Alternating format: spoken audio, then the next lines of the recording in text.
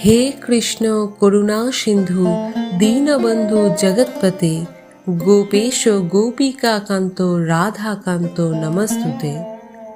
নমস্কার দর্শক বন্ধুরা, ভক্তিকথা চ্যানেলের আরেকটি নতুন ভিডিওতে আপনাদের স্বাগত জানাই। আজ 25শে মার্চ মঙ্গলবার 2025 সাল, বাংলার 11ই চৈত্র। আজকের দিনেই সম্পন্ন হচ্ছে পাপমোচনী একাদশীর ব্রত। চৈত্র মাসের কৃষ্ণপক্ষের একাদশী হল পাপমোচনী একাদশী। আজকের দিনে অনেকেই হয়তো পালন করছেন একাদশীর ব্রত। বন্ধুরা, প্রতিটি একাদশীর ব্রত ভগবান বিষ্ণুকে সমর্পণ করা হয়। এই দিন ভগবান বিষ্ণুর উদ্দেশ্যে উপবাস করলে সকল পাপ থেকে মুক্তি পাওয়া যায়। বন্ধুরা, আমরা এই একাদশীর নাম থেকেই বুঝতে পারছি পাপমোচনী অর্থাৎ পাপ থেকে মুক্তি। হোলিকা দহন ও চৈত্র নবরাত্রির মাঝামাঝি একাদশী হল পাপমোচনী। এই একাদশী বছরের 24টি একাদশীর মধ্যে শেষ হিসাবে বিবেচিত হয়। আজ এই ভিডিওটিতে আমরা শুনব একাদশীর ব্রত মাহাত্ম্যটি এবং ভিডিওটির শেষে থাকবে পারণ ক্রিয়া, পারণ মন্ত্র এবং আরও অনেক কিছু তথ্য।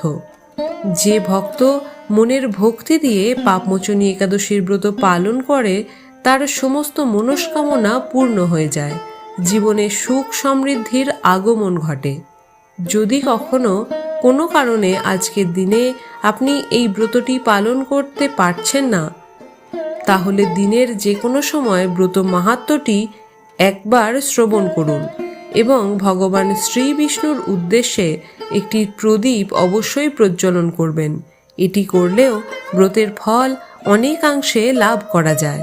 শুরু করছি চৈত্র মাসের কৃষ্ণপক্ষের পাপমোচনী একাদশীর ব্রত মাহাত্ম্য। জয় শ্রীকৃষ্ণ, রাধে রাধে। ভবিষ্যৎ উত্তর পুরাণে এই পাপমোচনী একাদশী কথাটি ভগবান শ্রীকৃষ্ণ এবং রাজা যুধিষ্ঠিরের মধ্যে সংলাপ হিসাবে বিবেচিত হয়েছে। কাহিনী অনুসারে মেধাবী নামে একজন ঋষি ছিলেন, যিনি ভগবান শিবের একজন বড় ভক্ত ছিলেন। এই ঋষি চৈত্ররথের বনে তপস্যা করতেন, যা সুন্দর এবং সুগন্ধি ফুলে পরিপূর্ণ ছিল। ভগবান ইন্দ্র এবং অপ্সরারা ঘন ঘন বনে যেতেন। অপ্সরারা তরুণী মেধাবীকে বিভ্রান্ত করার জন্য অনেকবার চেষ্টা করেছিলেন, কিন্তু কখনো সফল হননি। মঞ্জু ঘোষ নামে একজন অপ্সরা এই ঋষিকে বিভ্রান্ত করার জন্য বিভিন্ন উপায়ে চেষ্টা করেছিলেন, কিন্তু তার তপস্যার শক্তির কারণে তিনি তার কাছে যেতে পারেননি। অবশেষে মঞ্জু ঘোষ ঋষির কাছ থেকে কয়েক মাইল দূরে একটি তাঁবু তৈরি করার সিদ্ধান্ত নেন এবং তারপর গান গাইতে শুরু করেন, যা কামদেবকেও উত্তেজিত করে। প্রতিবার মঞ্জু ঘোষ ঋষির তরুণ এবং আকর্ষণীয় শরীরের দিকে তাকানোর সাথে সাথেই তিনি কামে অস্থির হয়ে ওঠেন। অবশেষে মঞ্জু ঘোষ মেধাবীর কাছে পৌঁছাতে সক্ষম হন এবং তাকে আলিঙ্গন করেন, যা ঋষির তপস্যা ভেঙে দেয়। এরপরে ঋষি মঞ্জু ঘোষের মোহে নিজেকে সম্পূর্ণরূপে হারিয়ে ফেলেন এবং আটকা পড়েন। তিনি তৎক্ষণাৎ তার পবিত্রতাও হারিয়ে ফেলেন, এমনকি দিন ও রাতের পার্থক্যও তিনি ভুলে যান। মেধাবী 57 বছর মোহের জালে আটকে পড়েছিলেন। এরপর তিনি তার আগ্রহ হারিয়ে ফেলেন এবং মঞ্জু ঘোষ চলে যাওয়ার সিদ্ধান্ত নেন। মেধাবী যখন তার চলে যাওয়ার ইচ্ছার কথা মঞ্জু ঘোষকে জানান, তখন ঋষি আবার জ্ঞান ফিরে পান এবং বুঝতে পারেন যে অপ্সরা তাকে 57 বছর ধরে কিভাবে আটকে রেখেছিল। এতে মেধাবী রেগে যান এবং মঞ্জু ঘোষকে সবচেয়ে কুৎসিত নারীতে রূপান্তরিত হওয়ার অভিশাপ দেন।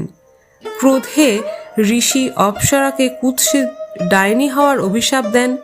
অত্যন্ত দুঃখিত হয়ে মেধাবী তার পিতা ঋষি চ্যবনের আশ্রমে ফিরে যান এবং পুরো পাপমোচনী একাদশীর কথাটি বর্ণনা করেন।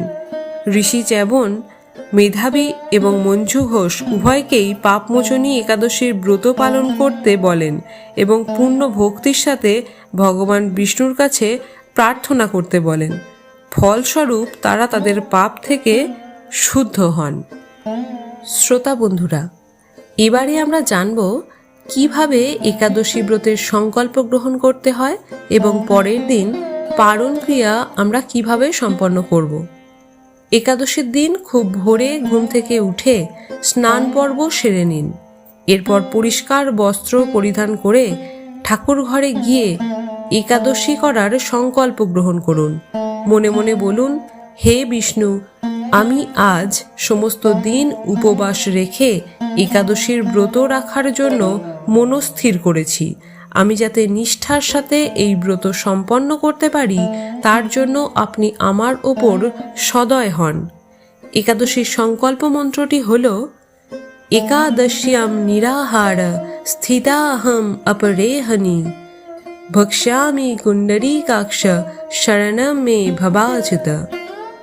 শাস্ত্রমতে দশমীতে একবার আহার করা আর একাদশীতে নিরাহার করার বিধান রয়েছে। যদি অসমর্থ হন তাহলে শুধুমাত্র একাদশীতে নিরাহার থাকতে হবে।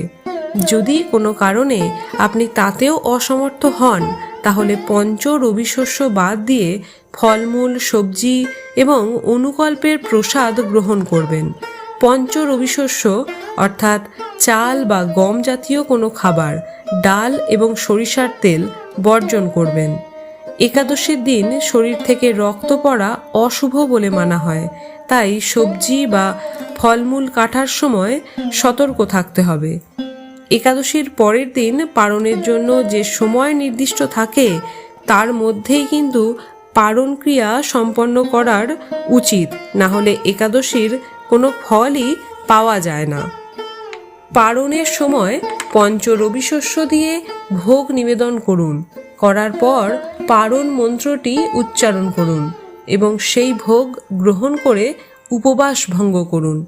পারণ মন্ত্রটি হল, একাদশ্যম নিরাহার ব্রতে নানেন কেশব প্রসীদ সমুখনাথ জ্ঞানদৃষ্টি প্রদৌ ভব।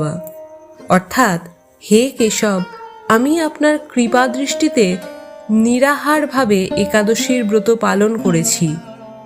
কৃপাপূর্বক আমার ওপর আপনার করুণাময় দৃষ্টি প্রদান করুন। একাদশীর দিন অবশ্যই তুলসীকে জল নিবেদন করুন এবং তুলসী পাতা ভগবানের পাদপদ্মে নিবেদন করুন। বলা হয়, একাদশীর ভোগে যদি তুলসী পাতা না দেওয়া হয় তাহলে ভগবান বিষ্ণু সেই ভোগ গ্রহণ করেন না। শ্রোতা বন্ধুরা, সবশেষে একটাই কথা বলার, একাদশীর ব্রত পালনের প্রকৃত উদ্দেশ্য কেবল উপবাস করা নয়, নিরন্তর শ্রী ভগবানের নাম স্মরণ, মনন এবং শ্রবণ কীর্তনের মাধ্যমে একাদশী পালন করতে হয়। এই দিন সমস্ত রকমের সমালোচনা, মিথ্যা ভাষণ, রাগ, পরনিন্দা ইত্যাদি থেকে দূরে থাকুন এবং আনন্দের সাথে একাদশীর ব্রত পালন করতে থাকুন। যদি একাদশী সংক্রান্ত কোনো রকম কিছু প্রশ্ন থাকে তাহলে কমেন্টে জানাতে পারেন। ভিডিওটি ভালো লাগলে একটি লাইক করে কমেন্টে জয় শ্রীকৃষ্ণ লিখতে ভুলবেন না। সকলে ভালো থাকুন, সুস্থ থাকুন। মঙ্গলময় ঈশ্বর আপনার মঙ্গল করুন।